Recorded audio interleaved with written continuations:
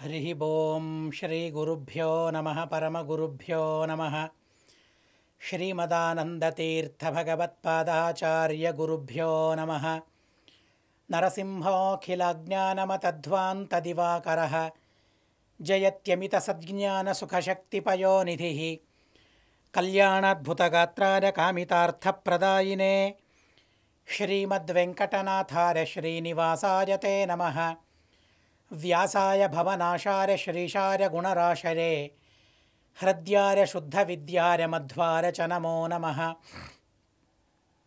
नौमिन्याय सुधादिकर्जरमुनीन् श्रीपादराट्सन्मणीन् व्यासार्यान् विविधागमब्धिविहरान् श्रीवादिराजानपि वन्दे हंसवरान् रघूत्तमगुरून् वैदग्ध्यवारां निधीन् श्रीसत्यव्रतराघवेन्द्रमुनिपान् सद्बोधसध्यानपान् सत्याभिज्ञकराब्जोत्थान् पञ्चाशद्वर्षपूजकान् सत्यप्रमोदतीर्थार्यान् नौमिन्यार्यसुधारतान् शास्त्रेषु पारदर्श्वानं शास्त्रज्ञेषु च वत्सलं दीनभक्तोद्धारकरं सत्यात्मानं गुरुं भजे। विद्यापीठविधातारं विद्यावारिधिचन्दिरं विद्यार्थिवत्सलं वन्दे महामहिमसद्गुरुम्। नारायणार्य परिपूर्णगुणरणवार्य विश्वोदरस्थितिलयोन्नियतिप्रदाय ज्ञानप्रदाय विबुधासुरसौख्यदुःखसत्कारणाय वितताय नमो नमस्ते। नारायणं नमस्कृत्य नरं चैव नरोत्तमं देवीं सरस्वतीं व्यासं ततो जरमुदीरयेत्। नारायणं सुरगुरुं जगदेकनाथं भक्तप्रियं सकललोकनमस्कृतं च त्रैगुण्यवर्जितमजं विभुमाद्यमीशं वन्दे भवघ्नम् अमरासुरसिद्धवन्द्यं। नमो धर्माय महते नमः कृष्णाय वेधसे ब्राह्मणेभ्यो नमस्कृत्य धर्मान् वक्ष्यामि शाश्वतान्। ॐ नमो भगवते वासुदेवाय ॐ नमः पितामहाय ॐ नमः प्रजापतिभ्यः ॐ नमः कृष्णद्वैपायनाय ॐ नमः सर्वविघ्नविनायकेभ्यः। स्वस्त्यस्तु हरिः ओं हरिः ओं हरिः ओं।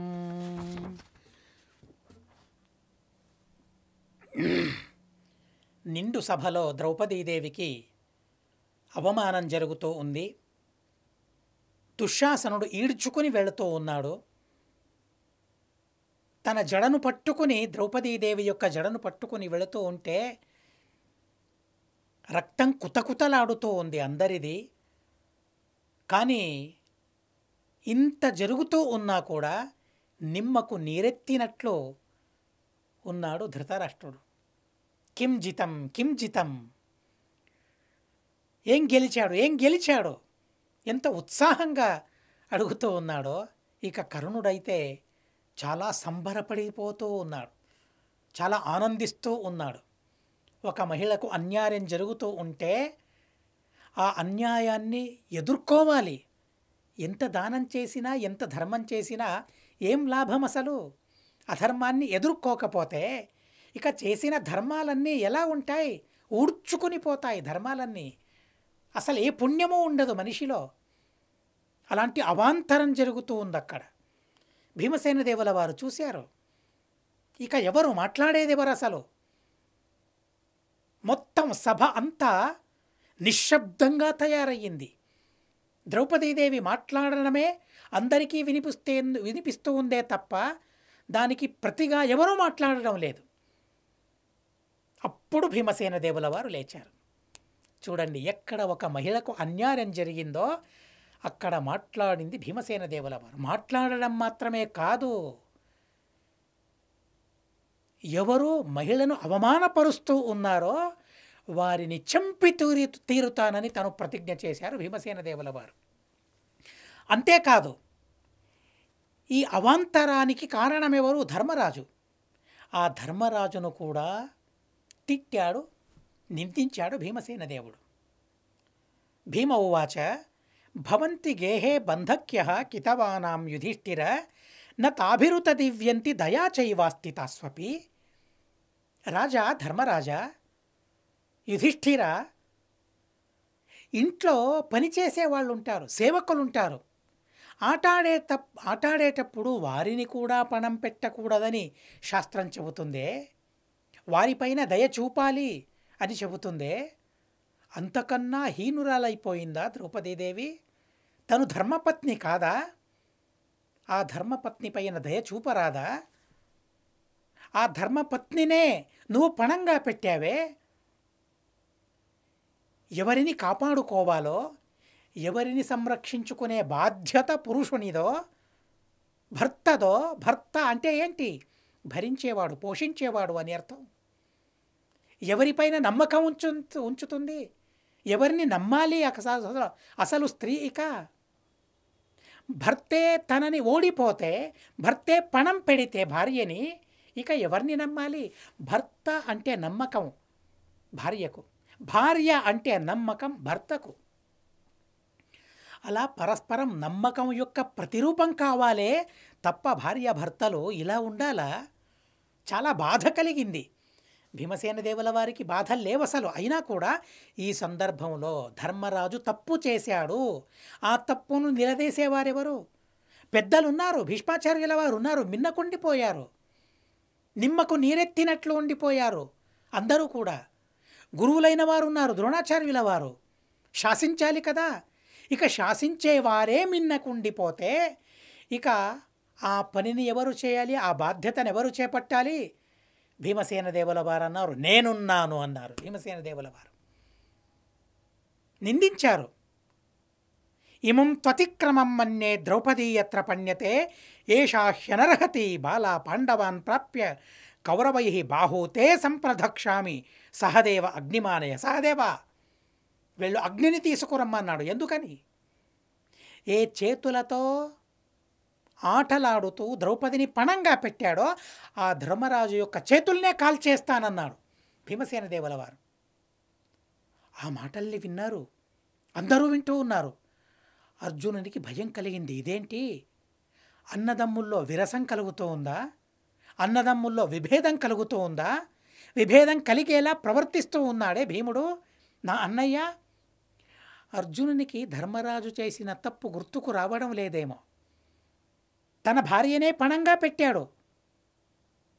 అందుకోసమే దుశ్శాసనుడు ఈడ్చుకొని వచ్చాడు. ద్రౌపదీదేవి ఎలిగెత్తి రోదిస్తూ ఉంది, శోకిస్తూ ఉంది. ఆ శోకాన్ని పట్టించుకునే నాథులే లేరక్కడ. కానీ భీమసేన దేవుల వారు అన్నారు, నేనున్నానన్నారు. భీమసేన దేవుల వారు భయమెందుకన్నారు? నేనున్నాను. అర్జునుడు అంటూ ఉన్నాడు, అదేంటి భీమా ఇలా మాట్లాడావు? ఎప్పుడైనా ఇలా మాట్లాడావా నీవు? లేదు, అలా ఎప్పుడు మాట్లాడలేదు. ఇప్పుడు తారసా పడింది. ఇప్పుడు అలాంటి అవస్థలో నేనున్నాను. ఇలాంటి పరిస్థితి ఎదురయ్యింది. ఇప్పుడు నేను ఇంతవరకు ఇలాంటి మాటలు ఆడలేదు. ఎందుకని ఆలోచించాలి కదా అర్జునుడు కూడా. ధర్మరాజుని భీముడు నిందిస్తూ ఉన్నాడు, కానీ భీముణ్ణి తప్పు పడుతూ ఉన్నాడు అర్జునుడు. భీమసేన దేవుల వారిలో తప్పు లేదు. తప్పు లేని చోట తప్పు పడుతూ ఉన్నాడు. తప్పున్న చోట తప్పును చూడటం లేదు అర్జునుడు. ఆ తప్పును భీముడు గమనించాడు, దానికి తగిన శిక్షను విధించాడు. మాట్లాడాడే తప్ప చేతుల్ని దహించలేదు, చేతుల్ని కాల్చలేదు. కనుక భీముడన్నాడు, వక్తవ్యం నతు కర్తవ్యం. శిక్షించాలి. ఉత్తమే వచసా శిక్ష. తను అన్నయ్య, తను తప్పు చేశాడు, ఎలా శిక్షించాలి? మాటలాడి మాత్రమే తనను శిక్షించాలే తప్ప నిజంగా శిక్షించకూడదు. అది నాకు తెలుసు భీముడన్నాడు. నువ్వన్నావే అర్జున, ఏంటి ఇలాంటి మాటలు ఆడలేదు ఇన్ని రోజుల వరకు, ఇప్పుడు మాట్లాడుతూ ఉన్నావే? ఇప్పుడు అన్నయ్యను అతిక్రమిస్తూ ఉన్నావా? ఇప్పుడు అన్నయ్యను ధిక్కరిస్తూ ఉన్నావా? అర్జునుడు అంటూ ఉంటే భీముడన్నాడు, నేను అన్నాను కానీ చేయడం లేదు. అన్నాను, చేయడం లేదు. ఎలా శిక్షించాలో నాకు తెలుసు. ఇది భీమసేన దేవుల వారి తత్వం. ఇటువైపు భార్యను సంరక్షించుకోవాలి, అటువైపు అన్నయ్యను కూడా శిక్షించాలి. అలాగైతే అప్పుడే సంహరించి ఉండొచ్చు కదా. కృష్ణుని ఆజ్ఞ లేదు కాబట్టి. ఇంకా కౌరవులు పాపాన్ని మూటగట్టుకోవాలి కాబట్టి, వారి పాపం పండాలి కాబట్టి, మనం అంటూ ఉంటామే పాపం పండాలి అని. అలా పాపం పండాలి కాబట్టి భీమసేన దేవుల వారు ఓర్చుకున్నారు, సహించుకున్నారు. సహించుకోమని అన్నయ్య చెబుతూ ఉన్నాడు కాబట్టి, అన్నయ్య ఉన్నాడు, ధర్మరాజు ఉన్నాడు కాబట్టి బ్రతికిపోయారప్పుడు అందరూ కూడా. అన్నయ్య లేనట్లయితే, అన్నయ్య కనుసేగలు లేనట్లయితే అప్పటికప్పుడే కౌరవులందరూ నాశనమైపోయేవారు. వారిని అందరినీ సంహరించేవాడు ఒక్క ఉదుటున భీమసేన దేవుల వారు. కానీ అన్నయ్యని అతిక్రమించలేదు. కానీ అర్జునుడు అతిక్రమించాడు. భీముణ్ణి తప్పు పట్టాడు, లేని తప్పును చూపించాడు. కానీ భీమసేన దేవుల వారు ఉన్న తప్పును చూపించి ఆ తప్పును ఎలా పరిహరించాలి, దాన్ని ఎలా సరిదిద్దాలి, ఇది తప్పు అనే భావన అన్నయ్యకు కలిగించేలా భీముడు చేశాడు. ఏవమస్మిన్ కృతం విద్యాం యది నాహం ధనంజర దీప్తేజ్ఞౌ సహితౌ బాహు నిర్దహేయం బలాదివ. తప్పు చేశాడు కాబట్టి నేనన్నాను అర్జున, నేను ఆ పనిని చేయడం లేదు. ఆ సందర్భంలో వికర్ణుడు లేచి నిలబడి ఇదంతా అధర్మం అన్నాడట. శ్రీమదాచార్యుల వారు నిర్ణయం చెప్పారు, వికర్ణుడు కూడా మహాదుష్టుడే, కానీ ఆ సందర్భంలో అలాంటి మాటలు ఆడాడంతే. కర్ణుడు అన్నాడు, ఏంటి వికర్ణ గొప్పలు పలుకుతూ ఉన్నావు? దుర్యోధనుని తమ్ముడు కాదా నువ్వు? పాండవుల తమ్ముడా? కౌరవుడు కాదా నువ్వు? ఏం మాట్లాడుతూ ఉన్నావు అసలు? ఇది అధర్మమా? జూదమాడడం అధర్మమా? జూదంలో ఓడిపోయింది అధర్మమా? అది ఎలా ధర్మమయ్యిందో నాకు తెలుసు. ఎలా అధర్మమయ్యిందో నీకు తెలుసా? అది అధర్మమని ప్రతిపాదించగలవా నువ్వు? కర్ణుడు నిలదీస్తూ ఉన్నాడు. ద్రౌపదీదేవి పరమ పవిత్రురాలని నువ్వు అనుకున్నావు. చూడండి, కర్ణుని నోట వచ్చే మాటల్ని మనం గమనించాలి. కర్ణుణ్ణి కొందరు హీరోగా చూస్తారు, నాయకునిగా చూస్తారు. కర్ణుడు మంచివాడు, కర్ణుడు సూర్యుడు. కానీ సహస్రవర్మ అనే దైత్యుని ప్రభావం అక్కడ చాలా ఉంది. ఆ దైత్య ప్రభావమే చాలా ఉంది. ఏదో అప్పుడప్పుడు కర్ణుడు అలా మంచి గుణాల్ని చూపించాడు. కానీ సహస్రవర్మ తనను ఆవరించాడు కాబట్టి ఆ సహస్రవర్మ యొక్క అవగుణాలు ఎన్నున్నాయో కర్ణుడు అంటూ ఉన్నాడు. ఏంటి, తను రజస్వల అయితే ఏంటి, తను ఏకవస్త్ర అయితే ఏంటి? దుశ్శాసనుడు చెప్పాడు కదా, అలాంటి మాటల్నే తను ఆడుతూ ఉన్నాడు. ఏకోభర్త స్త్రియాదేవైర్విహిత కురునందన. అసలు ఆ వివాహమే అధర్మం. ఒక్క స్త్రీని 5గురు పురుషులు ఎక్కడైనా వివాహం చేసుకోవాలని ధర్మం ఉందా? అధర్మం అది. తను వేశ్య. ఆ మాటలు నాడుతూ ఉన్నాడు. మరోసారి శాంతం పాపము. ఈ మాటల్ని మేము ఆడకూడదు, మేము వినకూడదు. కానీ కర్ణుని మాట ఇది. కర్ణుని మాటగా నేను చెబుతూ ఉన్నాను. కర్ణుని దుష్టతనమేంటో తెలియాలంటే తను ఆడిన మాటలు ఎలాంటివో వినాలి కదండి. తనెంత దుష్టత్వాన్ని చూపించాడో, దౌర్జన్యం చేశాడో అర్థం కావాలి కదా. అర్థం చేసుకునేందుకు మాత్రమే వినడమే తప్ప ఆ మాట విన్నా పాపం కలుగుతుంది. దాన్ని ఆ ద్రౌపదీదేవిని పరమ పవిత్రమైన పతివ్రత అని భావిస్తూ ఉన్నావే నువ్వు. తను కులట అన్నాడు కర్ణుడు. ఏకవస్త్రంతో ఉంటే ఏంటి, వివస్త్రంతో ఉంటే ఏంటి?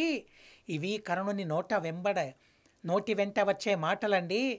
నేను చదువుతాను. అస్యా సభామానయనం నచిత్రమితి మేమతి ఏకాంబరధరత్వం వాపి అథవాపి వివస్త్రత యచ్చైషాం ద్రవిణం కించిత్ యాచైషా ఏ చ పాండవాః సౌబలేనేహ తత్సర్వం ధర్మేణ విజితం వసు. వీరినందరినీ గెలిచాడు దుర్యోధనుడు.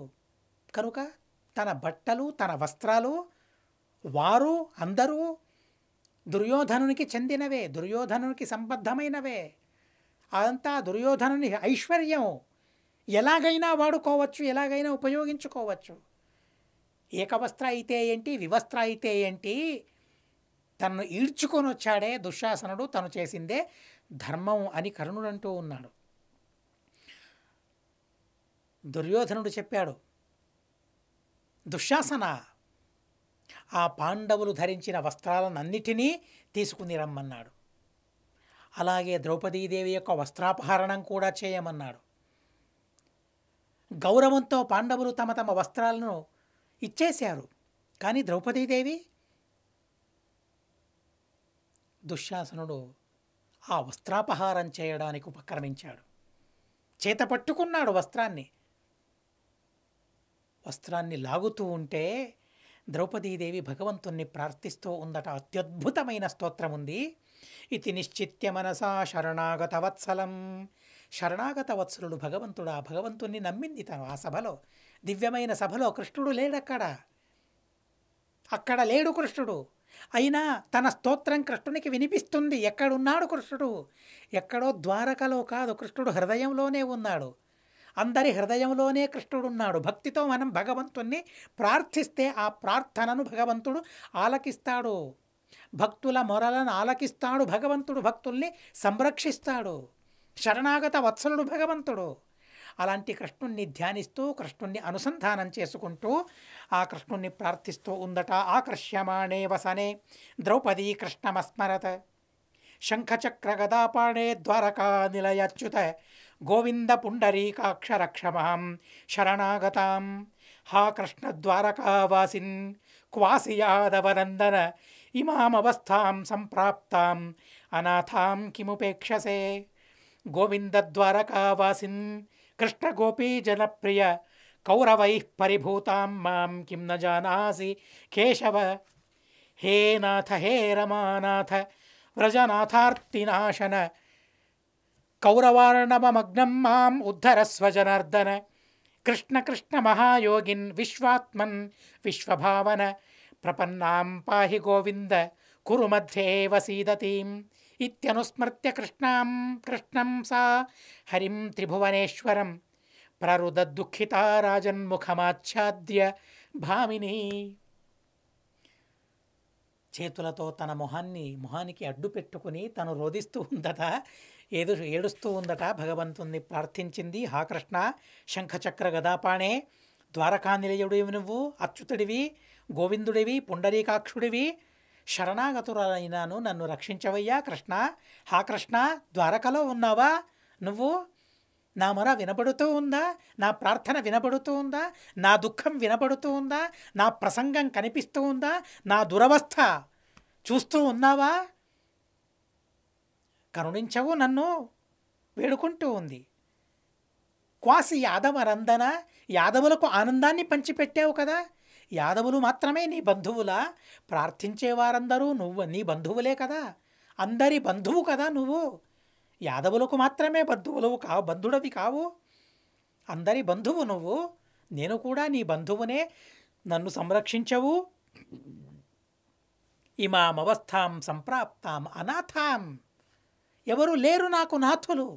ఎవరూ పట్టించుకోవడం లేదు, ఎవరూ సంరక్షించడం లేదు. ఇలాంటి సందర్భంలో నువ్వే కదా సంరక్షకుడివి. గోవింద ద్వారకావాసిన్, ఎన్నిసార్లు ద్వారకావాసిన్ అని అంటూ ఉందో చూడండి తను. కృష్ణ గోపీజనప్రియ కౌరవై పరిభూతాం. కౌరవులందరూ కూడా నన్ను పరాభవిస్తూ ఉన్నారు, నన్ను అవమానపరుస్తూ ఉన్నారు. ఎలాంటి దీనమైన అవస్థలో నేనున్నాను స్వామి. కేశవ, నాథ, రమానాథ, నన్ను సంరక్షించవయ్యా. కౌరవ సముద్రంలో నేను నిమగ్నురాలైపోయాను. నన్ను ఉద్ధరించు స్వామి. నన్ను పైకి లేవనెత్తు కృష్ణ. మహాయోగిన్, నీ ఉపాయాలు ఎంత అద్భుతంగా ఉంటాయంటే పరమ విచిత్రంగా ఉంటాయి. విశ్వానికి స్వామి నువ్వు, విశ్వాన్ని సృష్టించిన వాడివి నువ్వు. భక్తితో నేను ప్రార్థిస్తూ ఉన్నాను. కురువుల మధ్యలో నేను ఇలాంటి దుఃఖంలో కూరుకుని పోయాను. నన్ను సంరక్షించు భగవన్ అని ప్రార్థించిన తరువాత తస్య ప్రసాదాద్ ద్రౌపద్యాః కృష్యమాణయంబరే తదా తద్రూపమపరం వస్తుం ప్రాదురాసీదనేకశః. భగవంతుడు ప్రసాదించాడు, భగవంతుడు కరుణించాడు. ఏం చిత్రం జరిగిందంటే, ఏదో చిన్న చీర అనుకున్నాడు, 9 గజాల చీర అనుకున్నాడు. దాన్ని అతి సులభంగా అపహారం చేయొచ్చు అనుకున్నాడు దుశ్శాసనుడు. ఒక చీరను అపహారం చేయడానికి ఎంతసేపు కొట్టాలి? కానీ అలాగే వస్తూనే ఉంది. ఒక చీర అయిపోయింది అనుకున్నాడు, కానీ మరో చీర వచ్చింది, మరో చీర వస్తూ ఉంది. ఇలా ఎన్నో వస్త్రాలు వస్తూ ఉన్నాయి. భగవంతుణ్ణి ప్రార్థించాలట. వశిష్ఠుల వారు చెప్పారట ద్రౌపదీదేవికి, అమ్మ, దైన్యమైన పరిస్థితి నీకొస్తే, ఆపత్కాలం వచ్చినప్పుడు కృష్ణుని స్మరించుకోమని వశిష్ఠులు చెప్పారు. ఆ వశిష్ఠుల ఆ ఉపదేశాన్ని లోపల యద్యపి భారతీదేవి ఉంది, దేవాది దేవతలున్నారు, అయినా కూడా ఆ వశిష్ఠునిలో ఉన్న బ్రహ్మదేవుల వారు, కృష్ణుడు భగవంతుడు తను ఆదేశించాడు. తన ఆదేశానికి అనుగుణంగా భగవంతుణ్ణి ప్రార్థించగా భగవంతుడు సంరక్షిస్తూ ఉన్నాడు. అలా అపహారం చేస్తూనే ఉన్నాడు, వస్త్రాపహారం చేస్తూనే ఉన్నాడు. అలా ఒకటికి మరొకటి ఆ చీరలు వస్తూనే ఉన్నాయి. కానీ ద్రౌపదికి మాత్రం అవమానం జరగడం లేదు, ద్రౌపదికి మాత్రం శ్రమ కలగడం లేదు. అసలు అటు చూడడమే లేదు ద్రౌపదీదేవి. మనసులోనే భగవంతుణ్ణి ధ్యానిస్తూ ఉంది. దేవుడున్నాడు, దేవుడున్నాడు, దేవుడున్నాడు, భగవంతుడు ఉన్నాడు. లేడు అని అంటామే, ఎవరు సంరక్షించారు అసలు మమ్మల్ని? ఎన్ని ఆపదల నుండి బయటపడ్డాం అసలు? భగవంతుడు కదా సంరక్షించేది. కళ్ళు మూసుకొని భగవంతుణ్ణి అలాగే ధ్యానిస్తూ, ఆ భగవంతుని గుణగణాలను అనుసంధానం చేస్తూ ఆ ద్రౌపదీదేవి ఉండగా ఆ చీరను లాగి లాగి లాగి లాగి దుశ్శాసనునికి శ్రమ కలిగింది. కుప్పకూలిపోయాడు అసలు అక్కడ, సొమ్మసిల్లిపోయాడు అసలు అక్కడ. చాలా చిత్రం జరిగింది, ఆశ్చర్యం కలిగింది, చాలా అందరికీ ఆశ్చర్యం కలుగుతూ ఉంది. శశంసుర్ద్రౌపదీం తత్ర కుత్సంత ధృతరాష్ట్రజం. కర్ణుడు అన్నాడే, కులటతను అన్నాడే. తన పాతివ్రత్యం ఎంత గొప్పదో అర్థం చేసుకోవాలి. ఏ కర్ణుడు ద్రౌపదీదేవిని కులట అన్నాడో, ఆ ద్రౌపదీదేవి యొక్క పాతివ్రత్యం ఎలా ప్రత్యక్షమయ్యిందో చూడండి. ప్రత్యక్షంగా అనుభవిస్తూ ఉన్నారు ద్రౌపదీదేవి యొక్క పాతివ్రత్యాన్ని. ఎందరో మహాభారతాన్ని తప్పుగా అర్థం చేసుకున్నారండి, ద్రౌపదీదేవిని తప్పుగా అర్థం చేసుకున్నారు. కర్ణాటకలో ఏదో ఎస్ఎల్ భైరప్ప అని ఆ పర్వ అనే ఒక కాదంబరి రాశాడండి, నవల. ఎంత చిత్రంగా విచిత్రంగా ద్రౌపదీదేవిని ప్రతిబింబించాడంటే అక్కడ అసలు మహాభారతమే అర్థం కాలేదు తనకు. మహాభారతంలో ద్రౌపదీదేవి యొక్క పాత్ర అర్థం కాలేదు. ద్రౌపదీదేవి యొక్క పాతివ్రత్యాన్ని ఆ సభలో, నిండు సభలో ఎందరూ ప్రత్యక్షంగా చూశారు. దాన్ని మహాభారతం చెబుతూ ఉంది, దాన్ని చదవలేకపోయాడు. తనేదో అన్నాడు ఇంటర్వ్యూలో, ఈ పర్వ నేను రచించడానికి దేశ విదేశాలు తిరిగాను, ఆచారాల్ని అవలోకించాను అని తనన్నాడు. అరే, ద్రౌపదీదేవి గురించి చెప్పాలంటే మహాభారతం చూడాలయ్యా, మహాభారతాన్ని చదవాలి, భారతాన్ని అర్థం చేసుకోవాలి. దేశ విదేశాలు తిరగడం కాదు, ఎక్కడో ఉన్న అనాచారాల్ని మహాభారతంలో జొప్పించడం కాదు. ఎంత అద్భుతం మహాభారతం చెబుతూ ఉంది. శశంసుర్ద్రౌపదీం తత్ర కుత్సంతః ధృతరాష్ట్రజాం తతో హలహలాశబ్దస్తత్రాసీత్ ఘోరదర్శనః తదద్భుతతమం లోకే వీక్ష సర్వే మహీభృతః. రాజులందరూ చూస్తూ ఉన్నారట ఆ ఆశ్చర్యాన్ని. చేతులెత్తి దండం పెట్టారు, అమ్మా అన్నారు, సాష్టాంగ నమస్కారం చేశారు ద్రౌపదీదేవికి. తప్పు చేశాము, తప్పు చేస్తూనే ఉన్నాము, క్షమించమ్మా మమ్మల్ని. ఇది నీ పాతివ్రత్యం, నీ పాతివ్రత్యాన్ని చూస్తూ ఉందాం మమ్మల్ని. ద్రౌపదీదేవిని అవమానపరచడానికి దుర్యోధనుడు సంకల్పించుకున్నాడు. ద్రౌపదీదేవి యొక్క పాతివ్రత్యం ఎలాంటిదో, ద్రౌపదీదేవికి ఎంతటి సన్మానాన్ని భగవంతుడు అందించాడో చూడండి. భగవంతుడు ఎలా సంరక్షిస్తాడో గమనించండి. కళ్ళ వెంబడి ఆనంద బాష్పాలందరికీ కూడా ద్రౌపదీదేవి యొక్క పాతివ్రత్యాన్ని గమనిస్తూ, దాన్ని ప్రత్యక్షంగా చూస్తూ భీమసేన దేవుల వారు చెప్పారు, తదా దుశ్శాసన శ్రాంతో వ్రీడిత సముపావిశత్ శశాపతత్ర భీమస్తు రాజమధ్యే బృహత్స్వనః క్రోధాద్ విస్ఫురమాణౌష్ఠః వినిష్పిష్య కరే కరం. చేతుల్ని పిండుకుంటూ ఉన్నాడట, అసలు కోపంతో ఏం చేయాలో పాలుపోవడం లేదు. అసలు లేచి నిలబడి భీమ ప్రతిజ్ఞ చేశాడు. భీమసేన దేవుల వారు ప్రతిజ్ఞ చేస్తూ ఉన్నారు, ఇదమ్మే వాక్యమాదధ్వం క్షత్రియ లోకవాసినః. ఈ లోకంలో ఉన్న క్షత్రియులందరూ కూడా నా మాటల్ని వినండి. ఇంతకు ముందు ఇలాంటి మాటల్ని నేను ఆడలేదు. నోక్తపూర్వం నరైరన్యై, నేను కాదు, ఇలాంటి మాటల్నెవరూ ఆడలేదు, ఎవరూ ఇలాంటి న్యాయం చేయలేదు. అలాంటి న్యాయం చేస్తాను ఇప్పుడు ద్రౌపదీదేవికి నేను. చూడండి, ఇక్కడ మనం ఓ విషయాన్ని గమనించాలి. మొట్టమొదట ఆపదలో ఉన్న ద్రౌపదీదేవిని సంరక్షించింది కృష్ణుడు, సర్వోత్తముడు తను. ఆ తరువాత ఆ బాధ్యతను స్వీకరించింది భీమసేన దేవుల వారు. ఎక్కడండి అర్జునుడు, ఎక్కడండి ధర్మరాజు, నకుల సహదేవులు, భీష్మ ద్రోణ కృప అశ్వత్థామాచార్యుల వారు ఎక్కడ, కృపాచార్యుల వారు ఎక్కడ? ఆ మాటలు మనిషిలో బలం పెంచుతాయి. ద్రౌపదీదేవికి బలం పెంపొందిస్తూ, ద్రౌపదీదేవిలో నమ్మకాన్ని పెంచుతూ భీమసేన దేవుల వారు మాట్లాడుతూ ఉన్నారు. ఎక్కడ కూడా మహిళకు అవమానం జరగకూడదు. ఎక్కడ మహిళకు అవమానం జరుగుతుందో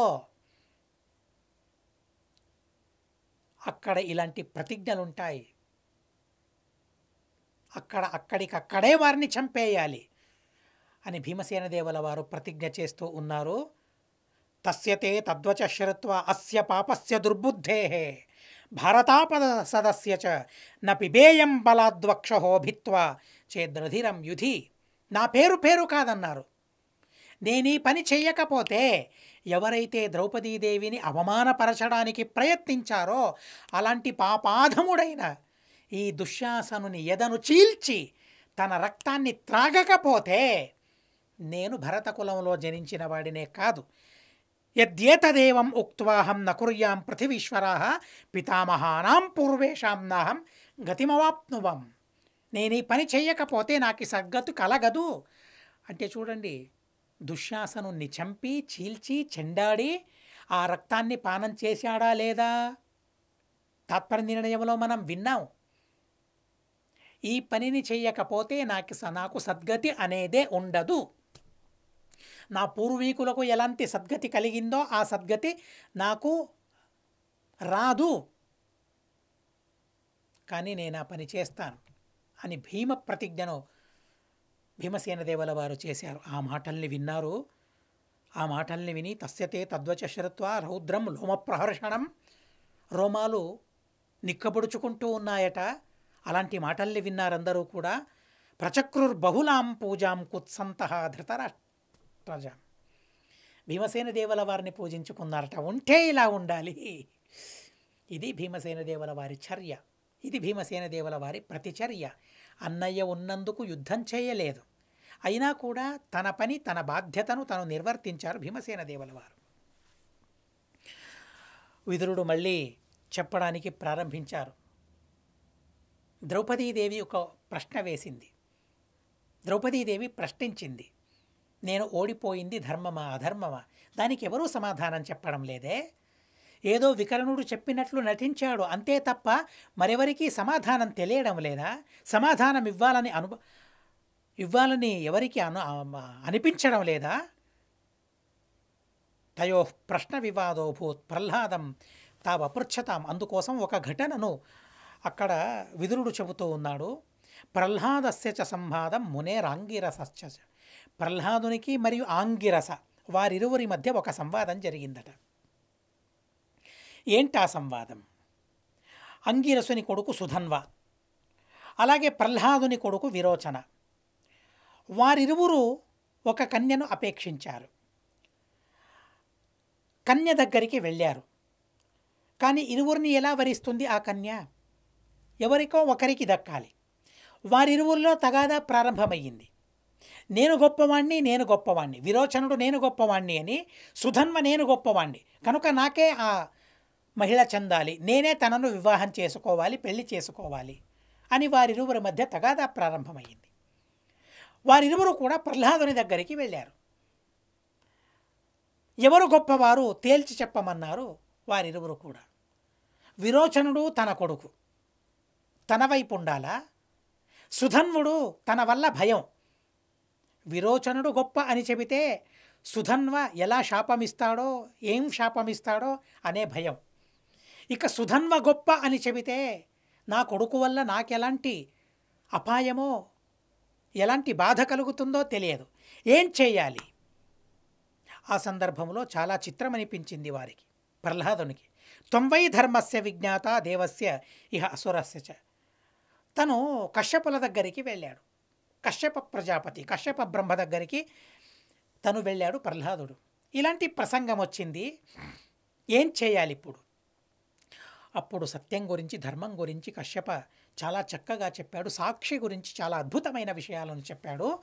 సాక్షి ప్రత్యక్షంగా చూసినవాడు, నిరవకాశంగా విన్నవాడు. విన్నవాడు, చూసినవాడు చూసింది చూసినట్లు, విన్నదాన్ని విన్నట్లు చెప్పాలి. అదే సాక్షి వారిని అంటారు. అలా చెప్పకపోతే అది అసత్యం. దానివల్ల నరకాద్యనర్థం కలుగుతుందట. ఏది నాకు తెలుసో, ఏది నిజమని నాకు తెలుసో, నేను తెలుసుకున్న నిజాన్ని నేను చెప్పాలట. లోకంలో ఎన్ని అబద్ధాలు ఉన్నాయో చూడండి. అబద్ధం ఎంత ప్రచారం, అబద్ధానికి ఎంత ప్రచారమో చూడండి. నిజం ఎవరికి తెలుసో ఆ నిజాన్ని నిర్భయంగా చెప్పాలి. నిజం చెప్పకపోయినా దానివల్ల తనకే అనర్థం. ఏం చెప్పకుండా నేను అలాగే ఉంటాను అన్నా తను అబద్ధం చెప్పినట్లే. ఇది కశ్యప బ్రహ్మ ఉవాచ. కశ్యప బ్రహ్మ చెబుతూ ఉన్నారు, నిజం నీకు తెలుసు కదా. ఎవరు గొప్ప? విరోచనుడు గొప్ప, సుధన్వ గొప్ప? ఎవరు గొప్ప నీకు తెలుసు. నీకు తెలిసిన నిజాన్ని నువ్వు చెప్పకపోతే అది కూడా ఒక అబద్ధం అవుతుంది. దానివల్ల మహా అనర్థం సంభవిస్తుంది. కశ్యపుల వారు చెప్పారు. కనుక చాలా జాగ్రత్తగా ఉండాలి ఈ విషయంలో. తెలిసిన ఎన్నో విషయాలను ఎందుకులే చెప్పడం? నేను నిజం చెబితే ఎవరేమనుకుంటారో సంకోచం, బిడియం. వారేమనుకుంటారో, వీరేమనుకుంటారో, సమాజం ఎలా అవుతుందో. కానీ ఉన్న నిజం ఉన్నది ఉన్నట్లు చెప్పాలి కదండి. టీకాకృత్పాదుల వారి బృందావనం మళఖేడలో ఉంది. మూల బృందావనం మళఖేడలో ఉంది. నిజం నాకు తెలుసు, నేను చెప్పాలి. ఇలాంటి ఎన్నో, ఒకటి కాదు, రెండు కాదు, ఎన్నెన్నో విషయాలున్నాయి. తెలిసిన నిజాన్ని చెప్పడం ధర్మం, తెలిసిన నిజాన్ని చెప్పకపోవడం అధర్మం. అంతకన్నా అధర్మం లేదన్నారు కశ్యపుల వారు. ఆ నిజం గురించి, అబద్ధం గురించి చాలా చిత్రంగా అక్కడ చర్చ జరిగింది. తరువాత ప్రహ్లాదుడు అన్నాడు, అవును నిజమే అని ఆ ఇరువురితో చెప్పాడు. విరోచన, నీకన్నా సుధన్వ చాలా గొప్పవాడు అని చెప్పాడు. అలా చెప్పి ధర్మాన్ని పరిపాలించాడు. విదురుడు చెప్పాడు, ఇలా ధర్మం, ఇలా అధర్మం, ఇది సత్యం, ఇది అబద్ధం, ఇది నిజం, ఏది నిజం, ఏది అబద్ధం తెలిసిన వాళ్ళు తెలిసినట్లుగా చెప్పాలి. చెబితే వారు ధర్మాత్ములు అవుతారు. లేదంటే ఇక వారు ఉండి ఏం ప్రయోజనం? వారి వల్ల ఎలాంటి ప్రయోజనం సమాజానికి అని విదురుడు చెప్పాడు. అపుత్రాయాశ్చ యద్దుఃఖం వ్యాఘ్రాఘ్రాదస్య చైవయత అద్యూఢాయాశ్చ యద్దుఃఖం సాక్షిభిర్విహతశ్చ ఏతాని వై సమాన్యాహుర్దుఃఖాని త్రిదివేశ్వరః తాని సర్వాణి దుఃఖాని ప్రాప్నోతి వితథం బ్రువన్. అబద్ధం చెప్పిన వారికి అన్ని దుఃఖాలు వారికి కలుగుతాయట, అందరి దుఃఖాలు తనకొస్తాయట. కనుక చాలా జాగ్రత్తగా ఉండాలి, అబద్ధం చెప్పకూడదు. సమక్ష దర్శనాత్ సాక్షి. సాక్షిని ఎందుకంటారు? సమక్షంగా, ప్రత్యక్షంగా తను చూశాడు కాబట్టి తనను సాక్షి అంటారు. సమక్షంగా విన్నాడు కాబట్టి తనను సాక్షి అంటారు. తస్మాత్ సత్యం బ్రువన్ సాక్షి. కనుక ఎవరైతే సాక్షి అయినారో వారు నిజమే చెప్పాలి, అబద్ధం చెప్పకూడదు. పుత్రుని పైన స్నేహాన్ని పరిత్యజించి ప్రహ్లాదుడు ఆ సుధన్వ గొప్పవాడని చెప్పాడు. అనుజానామితే పుత్రం జీవత్వేష శతం సమాహ. ఇది ప్రహ్లాదుడు ఇలా చెప్పాడు. విదురుని ఈ వచనాన్ని విని, మాటల్ని విని ఎవరు ఏం మాట్లాడడం లేదు అక్కడ. కర్ణో దుశ్శాసనం త్వాహ కృష్ణాం దాసీం గ్రహణ్. కర్ణుడు మళ్ళీ చెప్పాడు, ఏంటి దుశ్శాసన, అటు ఇటు చూస్తూ ఉన్నావు, తను దాసి, నీ ఇంటికి తనను తీసుకుని వెళ్ళమన్నాడు. దుర్యోధనుని ఇంటికి తనను తీసుకుని వెళ్ళాడు. దుశ్శాసన సభా మధ్య విచకర్ష తపస్వినీం. ద్రౌపదీదేవి మామూలు స్త్రీ కాదు, తను తపస్విని. అలాంటి తపస్విని అయిన ఆ ద్రౌపదీదేవిని మళ్ళీ ఈడ్చుకొని వెళ్ళడానికి తను సిద్ధమయ్యాడు, పూనుకున్నాడు. అలాంటి పాపం చేయడానికి తను ఉపక్రమించాడు. అలాంటి సందర్భంలో మళ్ళీ భీమాది దేవుల భీమసేనుడు మళ్ళీ ప్రతిజ్ఞ చేసి కౌరవులనందరినీ సంహరిస్తానని ప్రతిజ్ఞ చేశాడనే విషయాన్ని తెలుసుకుంటూ అస్మద్ గురువంతర్గత తాత్విక దేవతాంతర్గత భారతీరమణ ముఖ్య ప్రాణాంతర్గత శ్రీకృష్ణార్పణమస్తు. అక్షరం కర్మ రస్మిన్ పరే స్వర్పితం ప్రక్షరం యాంతి దుఃఖాని యన్నామతః అక్షరోజో అజర సర్వదేవామృతః కుక్షిగం యస్య విశ్వం సదా అజాదికం ప్రణరామో వాసుదేవం దేవతామండలాఖండమండనం. హరి ఓం హరి ఓం హరి ఓం.